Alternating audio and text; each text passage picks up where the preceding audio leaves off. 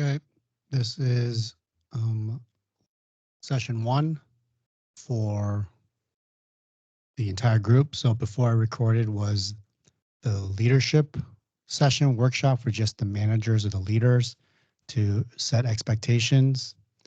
This is the next day where we're talking to the employees, the group, to help get them on board with their leadership's visions and values and get buy-in so that they are willing to make the change.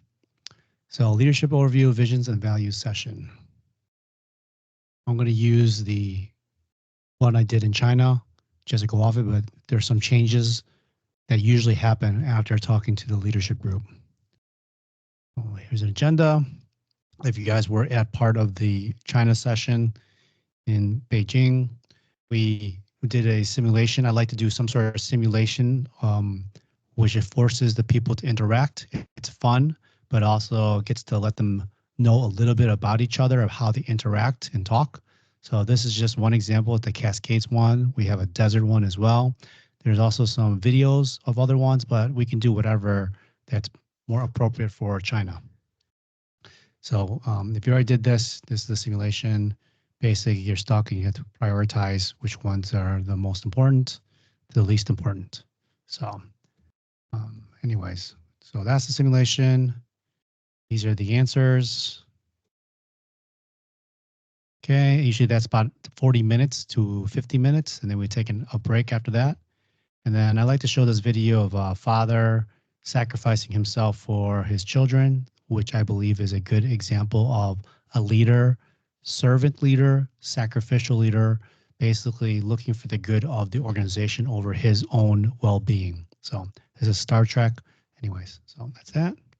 And then I like to talk about I saw this before, the big picture, the middle picture, and the tactical. So strategics, the big picture, operations like your operating system, and tactical is like your day-to-day tactics.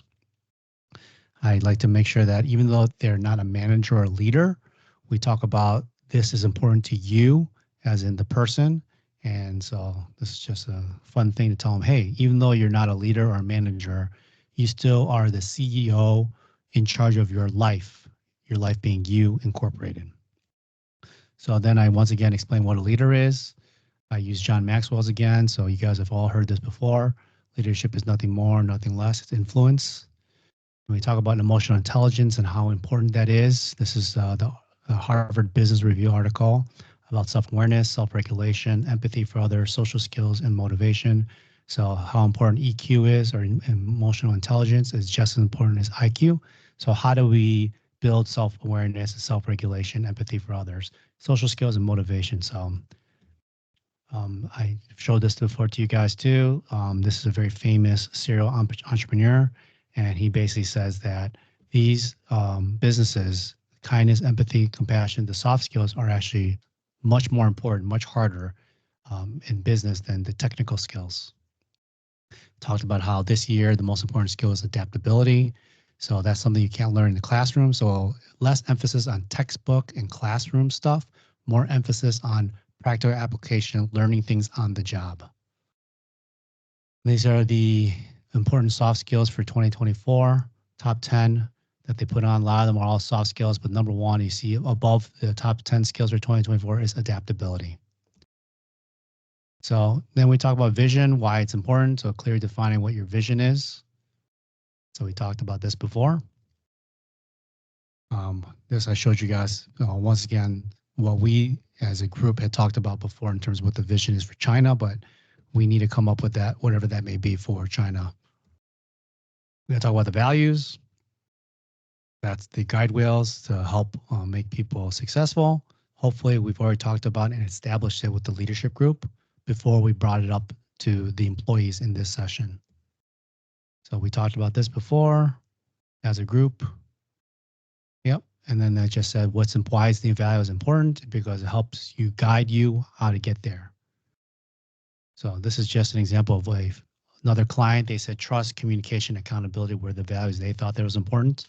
So now when you get into the values, you really need to talk to the employees about, okay, what are the practical actions that we need to do to show trust? What are the practical actions we can do to show communication?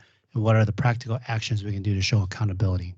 Just because you say values, trust, communication, accountability on, write that down.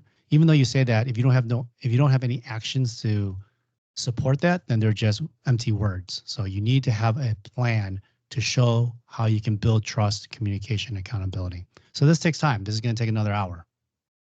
I talk about the different levels of leadership from John Maxwell. The lowest form of leadership is they have to listen to you, which is because you're the manager or the CEO. And the highest form of leadership is respect because of who you represent. So how do we get people moving from have to all the way to having mutual respect with each other? This is an example of a bad boss. There's a movie called Horrible Bosses.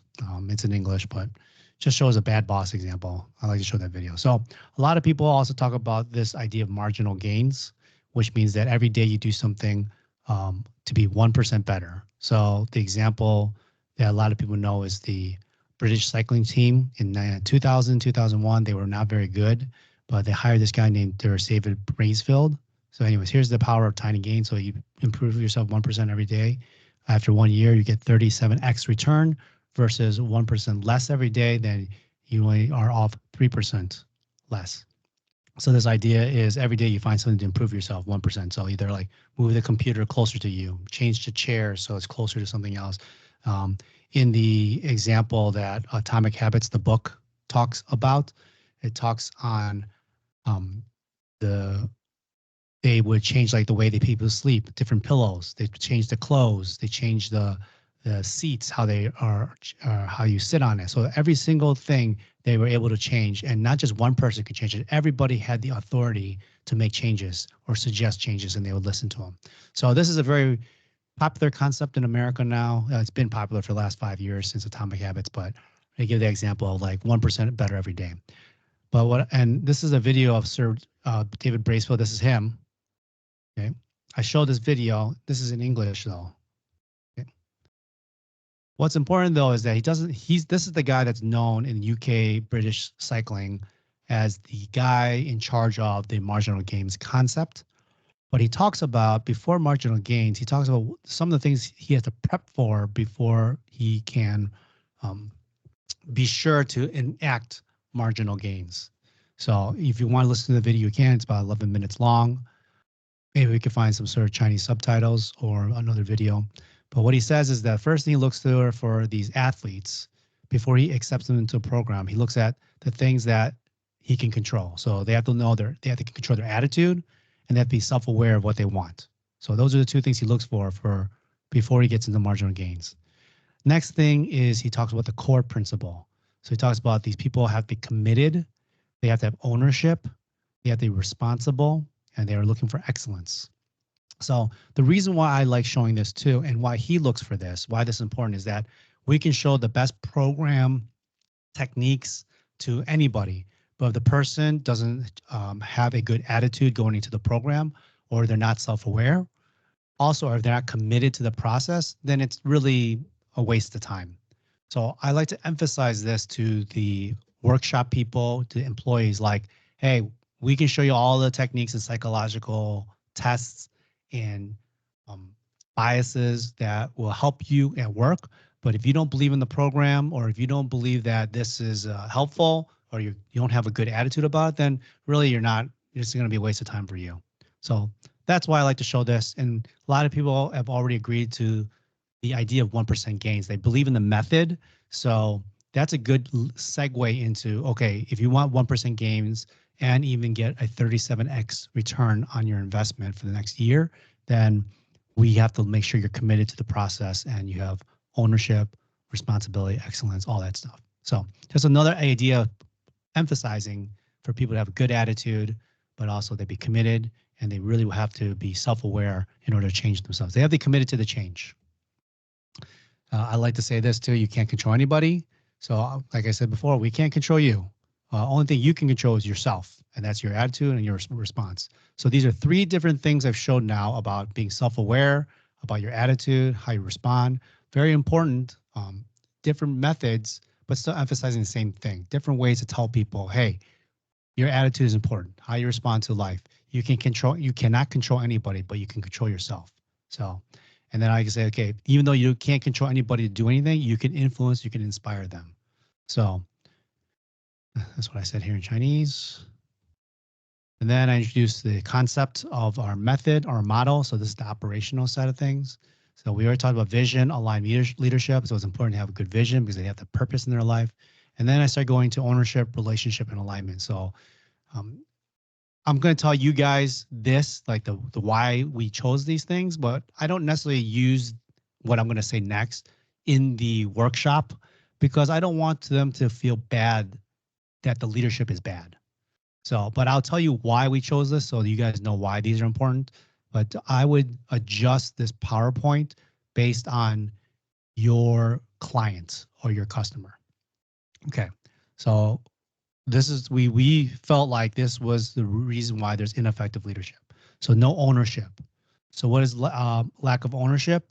It's people that because they don't feel like they own the project or own the job or own the work, then they're not decisive. So it's important to have ownership because when you own something, let's say like I own this phone, I get to decide what to download on the apps. I get to decide what to delete. But when I don't own this phone, when I think it's somebody else's phone, then of course I'm not going to touch it. I'm not going to do anything.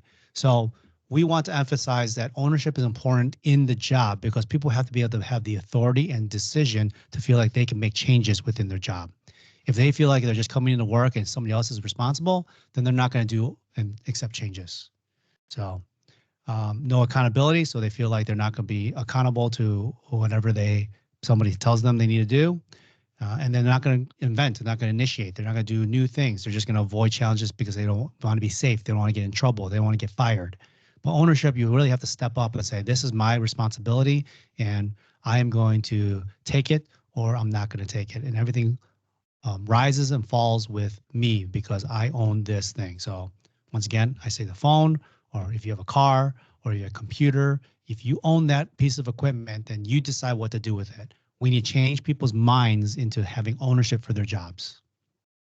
Then what happens when they don't have ownership over their jobs and their work? They start making excuses and they find blame for other people who don't accept accountability for that.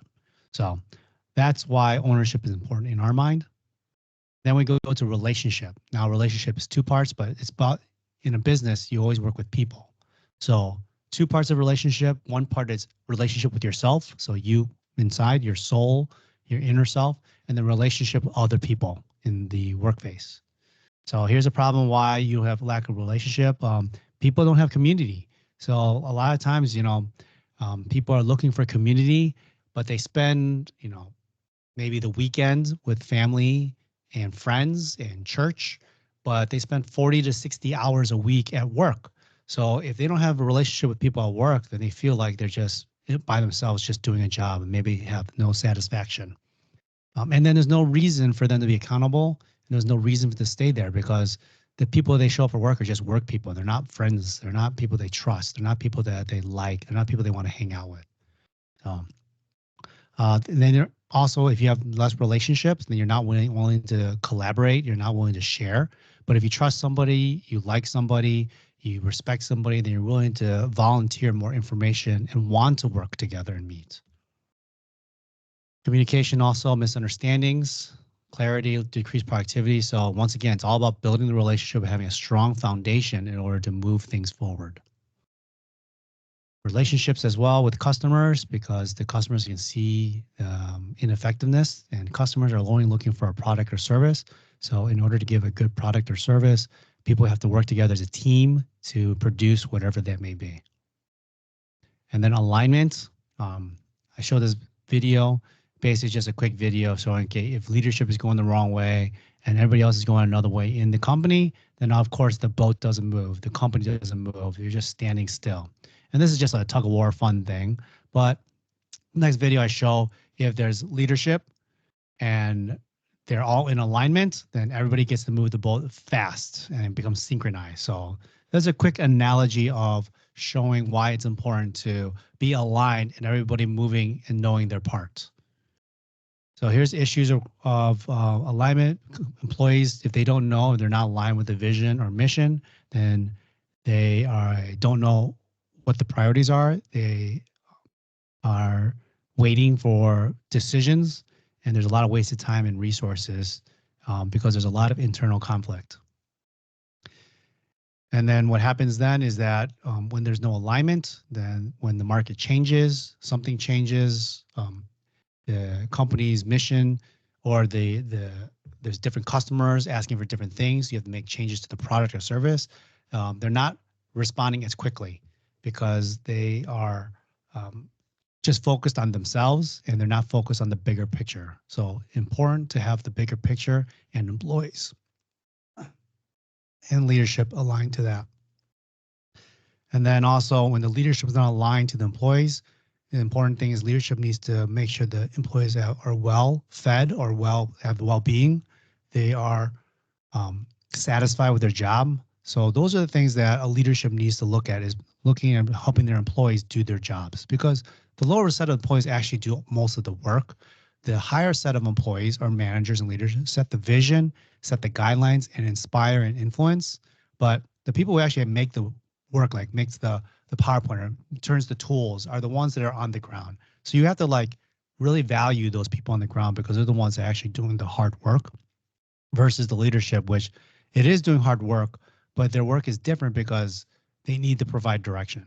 So it's looking for alignment on each of these levels, leadership and employees, customer and company, picking these all aligned to make sure that everybody's meeting their needs. Okay, and then I like to show some sort of predictive index. This is what I use. We can use Myers-Briggs. You can use some sort of assessment to get people to better understand themselves. So this is the tool to help people understand themselves. This is Gaushan. Okay, we already talked about this. This is me comparing me and him so that you can see there's different ideas of how we work together and different ideas how fast we work, whether we are extroverted, introverted, whether how fast we want to work versus how slow and routine and methodical. So whatever we use for an assessment is fine, but this is just one way to show people to get a method for them to be more aware of themselves and more aware of each other. And also makes them small wins. So it shows if you get a good assessment, then people are more likely to trust our program if you can always show that this is something that they that is true about them. So if it helps people buy into the program if you already show them a small win of them saying, yes, I agree with that. Wow, you're reading me. So by having small wins, especially at the beginning, they're more likely to trust. Versus if we tell them something and then 1 month, 2 months, 3 months later, finally they see some sort of result, it takes a while for them to trust the program. So immediately I like to show an assessment, small win.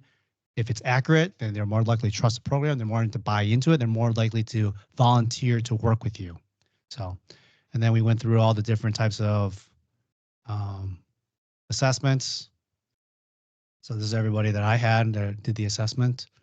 And then this predictive index does this nice thing where we have a team and how the team works together. So this is nice too. Then you start showing not just individual self-awareness, but then a team self-awareness and where everybody fits into the circle. So we don't have to do predictive index, but something where it shows how we can get people to work together and see how their people are different. Then give them a break. This usually already goes into 2 hours, maybe even already 3 hours. So this is, we'll see if this even gets to 3 hours or not. But if not, if you have time, then I like to go into, this is just a motivational courage video. And then this is, if we have time, third part is to talk about, okay, what are the disciplines in changing character? So now we get into how to change your habits. So this is character and leadership. What is character? This explains it here. This is important for a leader to really, when you show internal change, this is one of those things. And this one takes a while because it takes 3 to 4 weeks to change a habit. And once the habit is changed, then it starts changing character, which can take months to a year. This is where the individual coaching, I think, comes into importance, because this having individual coaching keeps people accountable, keeps them focused, and then lets them know what they can do to change certain things about their behavior to work on their character. So here's why character is important in leadership. This is what we define as the character is a silent language that speaks louder than their words. People see your actions. This is why we call leadership by example. I say culture is caught rather than taught. So, people can say things, but if they don't have their actions speak there, then people stop believing in them. These are some bad examples of leadership. They're in the front page of Forbes. This is the Uber CEO. He had a bad culture in terms of being really, we call guys, against women. So he got fired. This guy was known for Bitcoins, not Bitcoin, but a trading company called FTX, and found out it was all a scam. So he's been put in jail. So we asked, now this is where we get the interactive part with the employees. We ask each person, what kind of leader do you want to be? We have them take a piece of paper and write down, okay? And then we ask, okay, if somebody of your employees, your colleagues, we ask what it's like to work with you, what would you like them to say? So that's your ideal. What would you like your customers and clients to describe you? So this is the customer. What does this say about your desired character? So write 1 to 2 sentences about yourself, beginning with, I am the type of person who always meets his word, always finishes the task. I'm the type of person people can trust. Whatever it may be, each person individually should write this down. This is important too, because this will start funneling into coaching sessions that we would bring up to the coaches. And then now, this is what I said before, is using habits to shape and change your character. So how do you change character? It starts with the outside in. It really starts with inside, with a thought change. But then when you actively physically do something outside, like work with your hands, it starts changing in the inside. So for instance, let's say like I want to be a healthy person. So a healthy person's characteristics are to eat healthy food, to exercise. So you start doing, in the morning, what do I need to do exercise? How do I do exercise to become a healthy person? So there are 3 different processes or methods to change behavior. One is outcomes, that's outside. Next one is process, and the strongest one is identity. So outcomes is basically changing your results, which means like if you want to lose pounds, you want to publish a book, or you want to run 400 meters as fast as possible, that's an outcome, that's a result. And that's good. The problem with this is that once you achieve the result, what happens then? So, but it's a good short-term goal. Next is the process, which is basically, do you have a method every day, a routine? So if you're a healthy person, maybe every morning you go run. Every morning when you wake up, you immediately eat salad or supplements. So these are ways that you can create a process so that you don't have to think about the outcome. You don't have to think about anything, but you just know every morning I go run. Every morning I do this. Every time I eat lunch, I go for a 20-minute walk, whatever it may be, to help you solidify your habits. And then the strongest one in terms of changing your beliefs and character is your identity. I am a healthy person. So I'm the type of person who prides my health and fitness. I am a creative person, so I like to do creative things. So identity, we're in terms of church, this is why they talk about being sons and daughters of Christ, because your identity is very important in terms of thinking how you treat yourself, how you talk to yourself, and what you do. And then this is very nice. I like this statement, is that every action you take is a vote for the type of person you should become. So let's say you are a healthy person. Every time you have something healthy, then that's a vote to say, I am a healthy person. If you're a Christian, let's say every time I read the Bible is a type of discipline for a good Christian. Every time I pray is a type of identity for that type of person. So every action is a way to connect your identity to an action. How do you form a new habit? You decide what you want to be, what type of person you want to be, and then you prove it with small wins. We talked about a little bit about this. So identity, I want to be a healthy person. I'm going to do it with these small, easy wins. So this is another way to say it. Decide the type of person you want to be, prove it with small wins. And this is what happens when you start repeating it after a while. After you do it once, it's okay, but you might forget it. But after you do it all to A, B, to all the way to C, it becomes automatic, and it just becomes routine. It becomes past that habit line. So it's kind of like the tipping point that after a while you keep doing it, just becomes routine. So now going back to what you wrote about, what they wrote about in terms of what type of leader do they want to be. What are the daily things that they can do to enforce and reinforce this type of leadership? And what would like to do first? So once again, small wins, quick wins, to show that they are trying to become a good leader, a person who's self-aware, somebody who's willing to make changes. Yeah, that's what I said. Create small and consistent wins. Okay, so here's all the ways to help with new habits from the book Atomic Habits. Start small, emphasize consistency over intensity. So being consistent is more important than how hard you work. So for instance, like let's say you go to the gym. Going to the gym every day is more important than one gym workout per month when it's really hard. So by being consistent is how you change your habit. Habit stacking by new behaviors and existing routines. So let's say like first thing I need to get up early in the morning. That's one habit. So get up early in the morning. Next thing you stack, I got up early in the morning. Next, I'm going to drive my car to the gym. That's another habit stack. Once I get to the gym, let's say I wake up early now, I drive the car to the gym and I do something for 5 minutes. Great. And then after a while, you let me I join and do it for 20 minutes or 30 minutes at the gym. So you do these small wins, you start stacking on top of it to enforce those behaviors. You get some accountability partner. This is just like the Christian life. You create obstacles to old habits. So let's say that you're eating cake or ice cream. You don't want to eat that. So maybe you put the ice cream in somebody else's house, or you don't even buy cake because you know that if you have it around your house, then you're going to eat it. So don't even purchase it as an option. So it's harder than to try to do those things, those bad habits that you don't want to do. Then surround yourself with people who have this habit, the habit you desire. So this is a community. It's not just a partner. Now, let's say everybody there wants to be self-aware. Everybody there wants to be healthy. Then by creating a community of people who go to the gym together, then you have more people and accountability people that want to do the same thing that you want to do. Then make your habits obvious, attractive, easy, and satisfying. So make it very simple and continue to be happy when you achieve those habits. And this is what I talk about in Tactical, what I do myself. So the physical, I like to get sleep, nutrition, exercise. Emotional, be aware, write a journal, read, learn, practice something new. So read a book. And then spiritual, solitude, meditation, prayer. I say that if you're not religious, it's okay. But there is a spiritual side of things, of something more than yourself. And then I also say try to do something, one hard thing every day. How's your unique identity and desire? So how character support the vision and values of the company? So now this is bring individual goals to company goals. And then usually the company's mission would be right here. We write the mission there, and then we have people figure out what their mission would be. And then I go over the curriculum that they decide by the 6-month thing. So they have a roadmap of what's going to happen. Okay, that's basically it. Thanks, everyone.